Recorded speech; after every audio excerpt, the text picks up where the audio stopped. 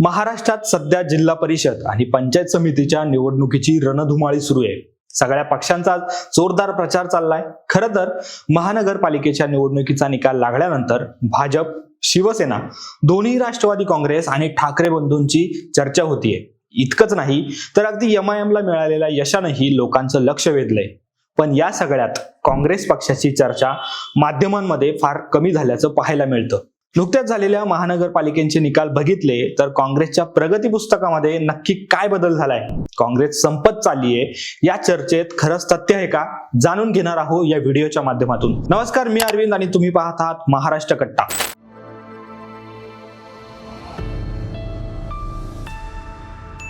2024च्या विधानसभा निवडणुकीत काँग्रेसचा सुपडा साफ झाल्यानंतर काँग्रेसच्या अस्तित्वाचा प्रश्न निर्माण झाला होता।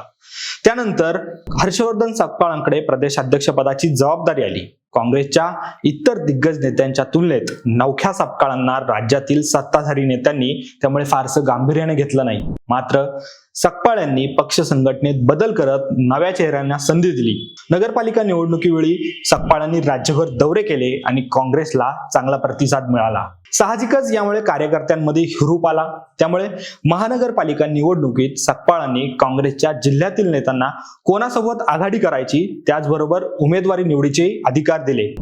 पण तरी देखील काही राजकीय जाणकारांनी महानगरपालिकेच्या निवडणुकीत काँग्रेस पूर्ण संपणार असे अंदाज वर्तवले।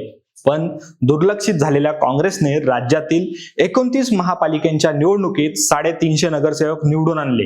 कोल्हापुरात काँग्रेसचे विधान परिषदेचे गटनेते सतेज पाटील यांनी किल्ला लढवला आणि सर्वाधिक 24 नगरसेवक निवडून आणले। लातूरमध्ये आमदार अमित देशमुख यांनी वंचित सोबत आघाडी करत 47 जागा जिंकल्या। चंद्रपुरातही काँग्रेस नेते विजय वडेट्टीवारांनी काँग्रेसला सर्वाधिक 30 जागा जिंकून दिल्या आहेत। तर नागपूरमध्ये काँग्रेसने 35 जागा मिळवल्या।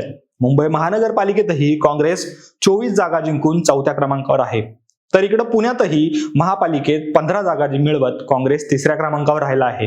तर अकोल्यामध्ये 21 आणि सांगली, मिरज, कुपवाडामध्ये 18 जागा जिंकून काँग्रेस 2ऱ्या क्रमांकावर राहिला आहे। त्यामुळे एकूणच काँग्रेसचे महानगरपालिका निवडणुकीत प्रगती पुस्तक बघितल्यानंतर विधानसभेला सुपडा साफ झालेल्या काँग्रेसने केलेली ही कामगिरी येत्या काळात पक्षासाठी मोठा आधार ठरण्याची शक्यता नाकारता येत नाही। त्यामुळे फेब्रुवारी महिन्यात जिल्हा परिषद आणि पंचायत समिती निवडणुकीच्या पार्श्वभूमीवर काँग्रेस संपत चाललीये किंवा काँग्रेस नामशेष होईल अशा चर्चेला सध्या तरी काही अर्थ नाहीये असंच म्हणता येईल। दरम्यान तुम्हाला यावर नक्की काय वाटतं? तुमच्या मते काँग्रेसची कामगिरी कशी आहे? काँग्रेस पुन्हा एकदा राज्यात कमबॅक करेल का? हे आम्हाला कमेंट करून नक्की सांगा। हा व्हिडिओ जर तुम्हाला आवडला असेल तर ह्या व्हिडिओला लाईक करा, शेअर करा आणि असेच राजकीय व्हिडिओ पाहण्यासाठी आमच्या महाराष्ट्र कट्टा या YouTube चॅनलला तुम्ही नक्की सबस्क्राईब करा। धन्यवाद।